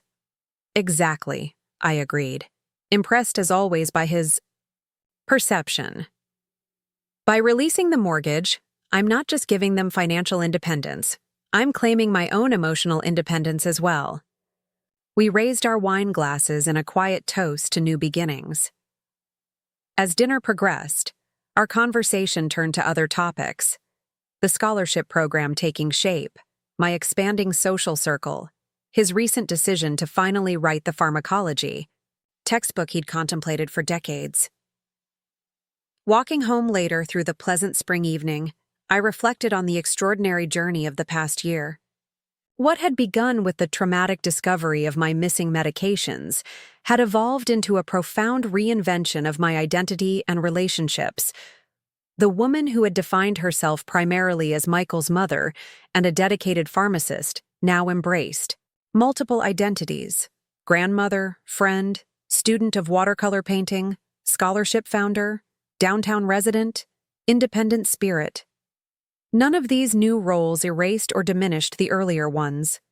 They simply expanded the canvas of my life, adding depth and dimension I had never allowed myself to explore. As I approached my condominium building, I paused to admire the city skyline illuminated against the darkening sky. Tomorrow would bring new activities, a morning medical appointment I would drive myself to, an afternoon watercolor class where I was mastering techniques that had always intrigued me, an evening phone call with the twins to plan our weekend. Adventure. My son and his wife had thrown away my medications, believing they could control my future. Instead, they had inadvertently launched me toward a new beginning I would never have created on my own initiative. The mortgage I had once held over them had served its purpose in that moment of crisis, but my true power had emerged from within, from my courage to stand firm, my willingness to redefine relationships, and my determination to finally prioritize my own well-being. At 66, I was writing the next chapter of my life on my own terms. And that was a form of wealth beyond any mortgage or bank account, a richness of spirit that no one could ever take away. 2 years after the confrontation that changed everything, I stood at the podium in the university's grand hall, adjusting the microphone as I prepared to address the audience gathered for the inaugural Margaret Wilson Scholarship Award ceremony. At 67, I had never imagined myself in such a position. Public speaking had never been my forte during my pharmacy career, where I had preferred the precision of medication management to the spotlight of presentations. Yet here I was, facing a crowd that included university administrators, healthcare faculty, scholarship recipients and their families, and, somewhat surprisingly, Michael, Vanessa, and the twins, seated in the third row. "Good afternoon," I began, my voice steadier than I had expected. Today marks the official launch of the Margaret Wilson Scholarship for Healthcare Excellence, a program designed to support single parents pursuing education in healthcare fields. As someone who balanced single parenthood with a pharmacy career, for many years, I understand intimately the challenges these students face. As I spoke about the scholarship's mission and introduced the first two recipients, a young single mother studying nursing and a widowed father pursuing pharmacology, I found myself reflecting on the remarkable journey that had brought me to this moment. The crisis that began with my medications being confiscated had ultimately launched me into a profound reinvention that touched every aspect of my life. The mortgage I had once held over Michael and Vanessa's home had been released over a year ago, our financial entanglement cleanly severed. In its place, something more authentic had gradually emerged, a relationship based on mutual respect rather than obligation or power dynamics. After my speech and the formal presentation of scholarship certificates, the event transitioned to a reception in the adjacent atrium. I was speaking with the Dean of Pharmacy when Emma, now 9, appeared at my side, tugging gently at my sleeve. "Grandma, that was amazing," she whispered loudly. "You're like a celebrity. Everyone knows your name." I smiled, kneeling slightly, to meet her eye level despite my arthritic knees. "Hardly a celebrity, sweetheart. Just someone trying to help others the way I was helped during my career." "Dad says you're inspiring people," she continued earnestly. "He told us in the car that you turned something bad into something really good." Her innocent repetition of Michael's words touched me deeply. Perhaps he had gained more perspective than I'd realized. As the reception continued, I found myself approached by one of the scholarship recipients, Tanya Roberts, the single mother studying nursing. In her early 30s, with determined eyes that reminded me of myself at that age, she balanced her 5-year-old daughter on one hip while extending her hand to me.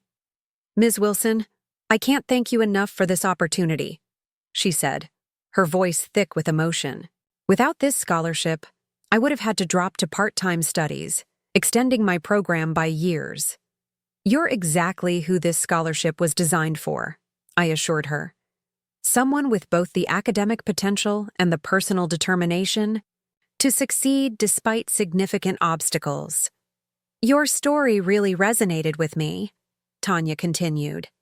"The dean mentioned you raised your son alone while completing your pharmacy degree and building your career. It helps to know someone else managed this journey successfully."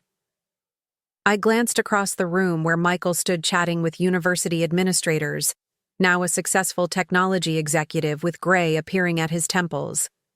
"It's not an easy path," I acknowledged, "but a worthwhile one. And remember, success isn't just measured by career achievements, but by maintaining your own identity throughout the process." "That's what I'm learning," she nodded, shifting her daughter to her other hip. "It took returning to school to rediscover parts of myself beyond motherhood." Her words echoed my own experience so profoundly that I felt an immediate connection. "I'd be happy to meet for coffee sometime," I offered impulsively. "Perhaps I could serve as an informal mentor as you navigate your program." Tanya's eyes widened with surprise and gratitude. "I'd be honored. Thank you." As she moved away to introduce her daughter to other attendees, Michael approached, 2 flutes of champagne in hand. He offered one to me with a smile that seemed genuinely warm rather than performative. "Congratulations, Mom. This is quite an achievement." I accepted the champagne, touching my glass lightly to his. "Thank you for coming today. It means a great deal to have family here." "Of course we came," he replied, sounding almost surprised that I would think otherwise. "This scholarship represents something important, not just for the recipients, but for our family history." His choice of words intrigued me. Our family history? Michael glanced around to ensure we had a moment of privacy, then spoke quietly. "When we were driving here, Ethan asked why the scholarship was only for single parents. I explained about Dad dying when I was little, about how you raised me alone while working and studying. He was amazed. said he never really thought about how hard that must have been. He paused, seeming to organize his thoughts carefully. It made me realize I've never properly acknowledged the full extent of your sacrifice, even before everything. That happened 2 years ago. This was territory we rarely explored directly. Our reconciliation had progressed through small steps: shared family meals, coordinated grandchildren activities, polite holiday gatherings, but always with an unspoken agreement to focus on present interactions rather than past wounds. You were a child, I said simply. Children aren't meant to fully comprehend their parents' struggles. But I wasn't a child 2 years ago, he countered, his voice dropping further. I was a grown man who somehow convinced himself that his mother's autonomy was less important than his convenience, who forgot everything you had sacrificed and saw only what more you might provide. The directness of his acknowledgement stunned me momentarily. We had never discussed the medication incident and attempted institutionalization so explicitly since the immediate aftermath. Why are you bringing this up now? I asked carefully. Michael's expression was contemplative rather than defensive. Watching you establish this scholarship, seeing how you've built an entirely new life for yourself, it's made me recognize something I missed before. Your strength was never just about what you gave to me. It was always about who you are, fundamentally. Before I could respond, Vanessa appeared with the twins, effectively ending our private conversation. But Michael's words lingered, a recognition I had long desired but never explicitly demanded. Later that evening, I returned to my condominium, no longer a temporary solution but my permanent home, now fully customized to my preferences with an expanded library, a proper art studio for my increasingly serious watercolor painting, and furnishings that reflected my personal taste rather than practical compromise. I kicked off my formal shoes, made a cup of tea, and stepped onto my balcony to enjoy the evening cityscape. My phone chimed with a message, a group photo from the event sent by Michael, showing 4 generations: myself, Michael, and Vanessa, the twins, and remarkably, Dr. Harrison, who had insisted on attending despite his 89 years and increasing frailty. A day to remember, Michael had written. Thank you for showing us all what's possible when you refuse to be limited by others' expectations. The message brought unexpected tears to my eyes, not from sadness, but from a profound sense of completion. The cycle that had begun with betrayal had somehow transformed into deeper understanding, not just for me, but perhaps for Michael as well. My phone rang, Dr. Levine, my cardiologist, calling for our scheduled monthly check-in. Margaret, I have your latest test results, she began without preamble, her direct manner something I had always appreciated. Your condition has stabilized beautifully. The medication regimen is working exactly as intended. That's welcome. News, I replied, thinking of the irony. The very medications Michael and Vanessa had confiscated, claiming concern about my self-management, had been perfectly regulated under my own supervision for over 2 years now. In fact, Dr. Levine continued, I'd like to use your case as an example in an article I'm writing about patient autonomy and healthcare outcomes among older adults. With your permission, of course. My case specifically? Yes. Your situation perfectly illustrates how patient agency correlates with better health outcomes. You've managed a chronic cardiac condition independently, maintained excellent medication compliance, and actually shown improvement in key indicators despite the normal challenges of aging. It's quite remarkable. I thought of those tense moments 2 years ago when Michael and Vanessa had declared me incapable of managing my own medications, how close I had come to losing not just my independence, but my dignity. How different the outcome could have been had I not discovered my missing medications in time, had I not taken immediate action to protect myself legally and financially. I would be honored to have my case included, I told Dr. Levine. Especially if it helps protect other older adults' right to self-determination. After our call ended, I remained on the balcony, watching the city lights emerge as darkness fell.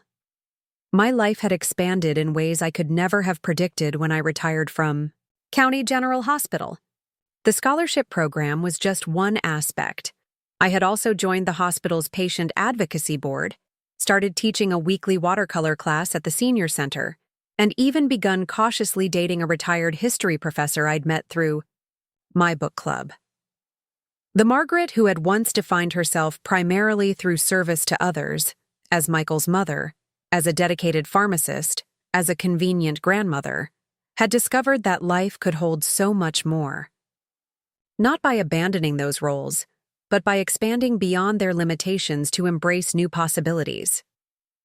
My weekly schedule now included activities that nourished my intellectual curiosity, creative expression, and personal relationships, all aspects of myself I had neglected during decades of prioritizing others' needs. I managed my time according to my preferences, traveled when and where I wished, and made decisions large and small without seeking anyone's approval or accommodation. The twins remained central in my life, but our relationship had evolved as, well, rather than being the convenient childcare provider, I was now an intentional presence, planning educational outings, supporting their developing interests, creating meaningful traditions. Even my relationship with Vanessa had gradually shifted towards something resembling mutual respect, though a certain wariness remained on both sides. The following morning, I had a scheduled breakfast with Tanya, the scholarship recipient who had accepted my mentorship offer. As I prepared for our meeting, selecting a professional but approachable outfit, I realized how profoundly satisfying it felt to guide someone facing challenges I understood intimately. Perhaps this was the ultimate victory, not just reclaiming my independence from those who sought to control me, but discovering that my hard-won wisdom could illuminate paths for others. The mortgage I had once held over Michael and Vanessa's home had served its purpose in a moment of crisis. But the true power had always resided within me, in my resilience, my professional knowledge, my determination to live authentically. As I gathered my purse and keys, I caught sight of my reflection in the entryway mirror. The woman who gazed back was not just a survivor of betrayal, but a testament to reinvention. Silver hair styled with contemporary flair, posture straight, with confidence, eyes bright with purpose and possibility. At 67, I was not approaching the end of a story, but continuing to write new chapters. My son and his wife had thrown away my medications, believing they could determine my future. Instead, they had inadvertently catalyzed my liberation from outdated family dynamics, from limiting self-perceptions, from a life defined solely by what I could give to others. The most powerful prescription I had discovered was the one I had finally written for myself: to live boldly, authentically, and unapologetically on my own terms. And that, ultimately, was a medication no one could ever take away. Up next, you've got 2 more standout stories right on your screen. If this one hit the mark, you won't want to pass these up. Just click and check them out. And don't forget to subscribe and turn on the notification bell so you don't miss any upload from us.